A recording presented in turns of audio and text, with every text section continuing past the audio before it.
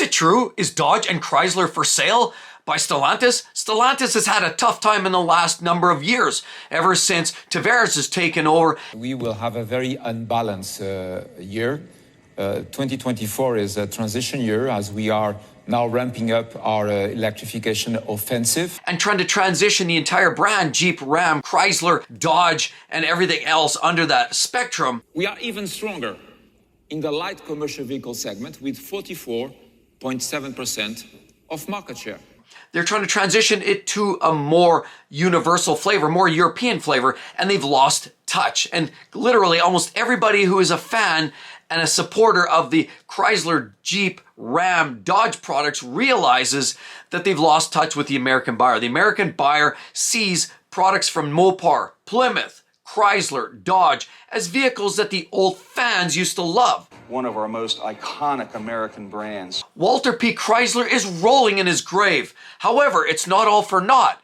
Did you realize these brands are being rallied by Walter Chrysler's grandson as trying to bring them back into the fold of the American buyer? My name is Frank Rhodes, and I'm here today because I want to protect one of our most iconic American brands.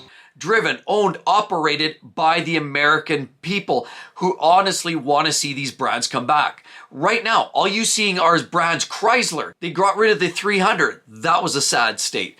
Chrysler now all has nothing but the minivan left. And clearly there wasn't much space in Stellantis' arsenal. They're trying to trim down. And unfortunately, we know with the poor sales, lacking of sales, excessive inventory, and the fact that Stellantis just can't find the right ingredients, they're not able to make a sale. These vehicles aren't selling. And as a result, many models are getting chopped, sliced, and diced. And Stellantis, led by CEO Tavares, seems to be constantly trying to battle with UAW strikes, UAW challenges, pushback, of course, naturally trying to maintain stock prices for shareholders, but in the process are losing touch with some of the American buyers who are looking for a simple vehicle by Chrysler and Dodge, which seems to have lost a lot of its flair in the last few years. And sustainability is top priority. Now the worry of Stellantis is that all these new models may not actually sell. And if they don't sell, what that means is more discounts, more cuts, more slices, and more incentives. More incentives means slicing off the bottom line, and as well stock prices further to hinder. This is where Stellantis unfortunately is, but yet when in the world of a cost of living crisis, with inflation rates at an all-time high, interest rates that aren't coming down anytime soon apparently, cost of living for housing, food, and expensive trucks that cost $100,000. So Frank Rhodes Jr., the grandson of the founder of Chrysler, is rallying for the public, rallying for Tavares to try to get his hands on it.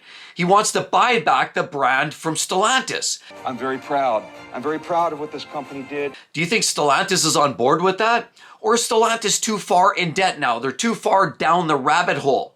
We've seen Tim Kuniskis, who unfortunately has taken a walk, and he was always one of the big drivers and advocates for the muscle and the fun factor that Dodge and some of the brands Mopar have delivered for a lot of the buyers. But now Tavares is stuck, already invested in the electrification market. The French electrification leader with 32.2% of passenger cars market share. We know he's literally gone down the place of trying to further enhance and develop. We're seeing the Challengers and the Chargers, pure EVs, and a lot of people are laughing with fake sounds to try to imitate and replicate some of the muscly V8 sounds that they once had, but it's truly a moot point. Nobody wants to hear these fake digitalized electronic sounds. But Frank Rhodes Jr. isn't just concerned about Chrysler, because right now Chrysler, all they have is a minivan. It's almost embarrassing considering that they came from a motorsport background and they created vehicles that were fun to drive, powerful, muscle cars.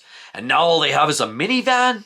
This is ridiculous, and it's almost an insult and a slap to the original Mopar fans who Mopar, that's another brand they want. Plymouth, that's another brand they want to acquire. And of course, Dodge. We're seeing a lot of the products from Dodge getting wrapped up into vehicles that look like minivans. We see Dodge is almost insulting. We have the Hornet, which is essentially an Alfa Romeo, clearly a European brand.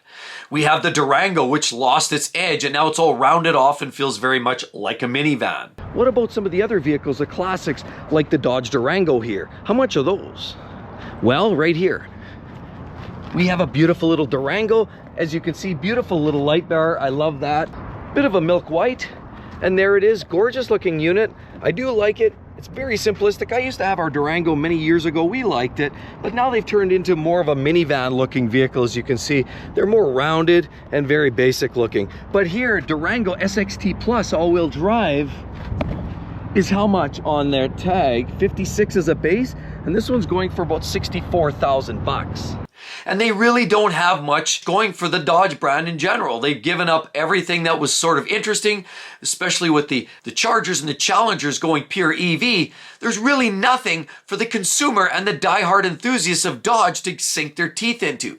Nobody wants these vehicles anymore, and it clearly shows they're not selling. Now, while Rhodes Jr. is heavily relying on a lot of nostalgia, referencing vehicles made back in 1926, referencing the collaboration during World War II, clearly there feels to be a slight little bit of lack in terms of forward thinking. And unfortunately, to rally the investors, which is what Rhodes Jr. is trying to do, he's going to have to start thinking ahead. Now, we do know that every manufacturer has to think about innovation. Think of manufacturers like Ferrari.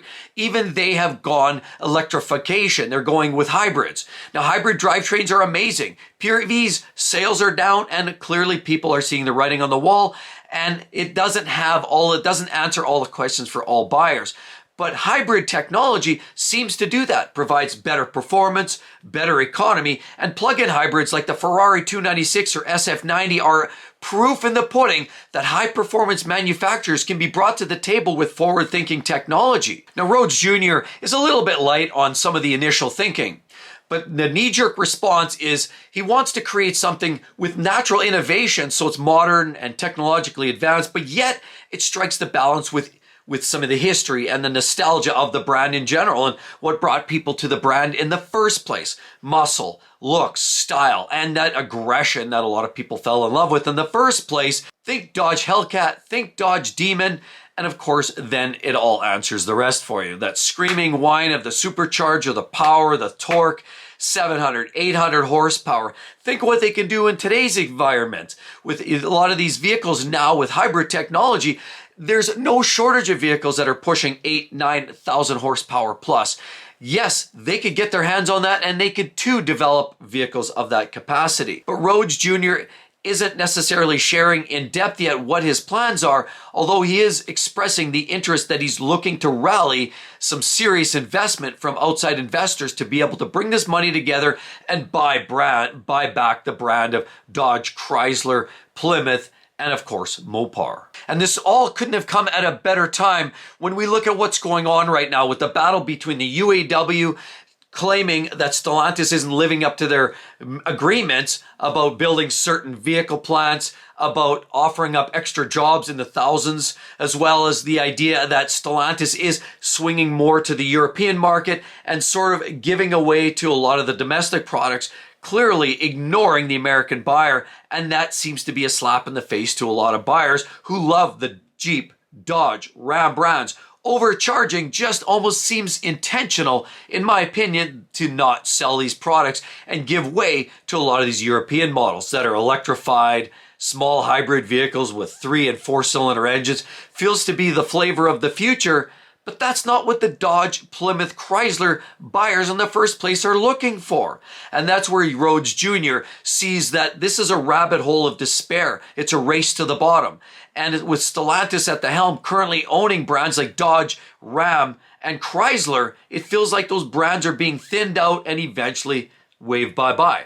They have to make money. They have to rally for cash somehow. And Stellantis isn't making a lot of it. And naturally, they're already thinning out the herd, getting rid of brands that aren't selling. They've talked about Maserati, potentially on the chopping block. Alfa Romeo, potentially on the chopping block. We've seen brands, we've seen specific models go away, specifically on some of the Dodge products. Again, the 300s are gone. They're going pure EV on some of the muscle cars. And it just feels like the whole direction is wrong. And Rhodes Jr. wants to stop the bleeding before it's too late. So tell me how this is supposed to work. When Stellantis has something like 15 or 20 or maybe there's 100 brands under their umbrella, it feels like they've got way too much but not great of anything. It's almost the jack of all trades and the master of none. And now trying to completely electrify a vehicle like a Dodge Charger and sell that to a demographic which historically wants American muscle cars feels like it's a literal recipe for disaster. Please drop a line. I'd like to hear more. I'm heated. I want to hear more what your thoughts are. What should we be seeing? Would it be amazing to see this brand get swooped up by somebody who actually has the passion and some forward thinking? Love to hear your thoughts down below. Hope to see each and every one in the next one. See you real soon. Bye-bye.